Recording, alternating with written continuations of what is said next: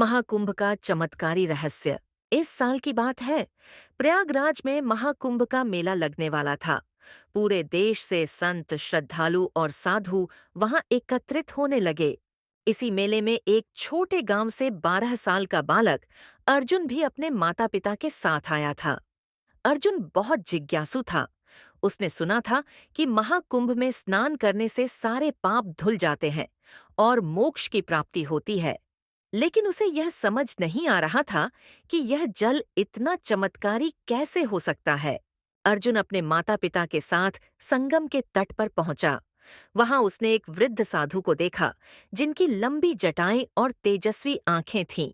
अर्जुन ने हिम्मत करके पूछा, बाबा, गंगा जी के इस जल में ऐसा क्या है जो सारे पाप मिट जाते हैं? साधु मुस्कुराए और बोले, बालक, ये केवल जल नहीं, ये श्रद्धा, विश्वास और तपस्या का प्रतीक है। जब देवता और दानवों ने समुद्र मंथन किया था, तब अमृत कलश से कुछ बूंदें इस स्थान पर गिरी थीं। तभी से हर 12 साल में यहाँ महाकुंभ लगता है। अर्जुन की जिज्ञासा बढ़ती गई। उसने साधु से कहा। अगर यह सच है, तो क्या मैं इसे खुद अनुभव कर सकता हूँ? साधु बोले। बिल्कुल, लेकिन पहले तुम्हें एक परीक्षा देनी होगी। साधु ने अर्जुन को एक छोटी सी मटकी दी और कहा, इसमें गंगा जल भरो और इस मटकी को बिना गिराए, बिना किसी को नुकसान पहुंचाए, मेले के पूरे मैदान का एक चक्कर लगाकर आओ। अर्जुन ने मटकी उठाई और चल पड़ा। मेले में बहुत भीड़ थी। कोई धक्का दे रहा था, कोई आवाजें लगा रहा था। लेकिन अर्जुन बहुत सावधानी से चला। जब वह लौटकर आया तो मटकी का जल पूरा था। साधु मुस्कुराए और बोले। अब इस जल को अपने माथे पर लगाओ।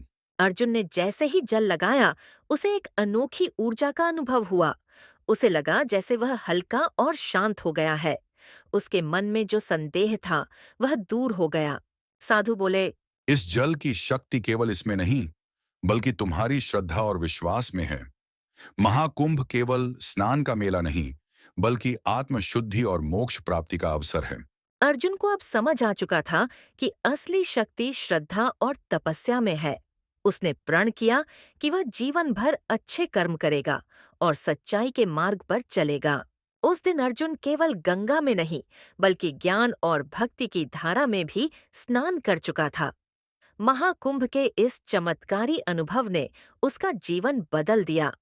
महाकुंभ केवल स्नान का मेला नहीं, बल्कि आत्मशुद्धि और मोक्ष प्राप्ति का अवसर है।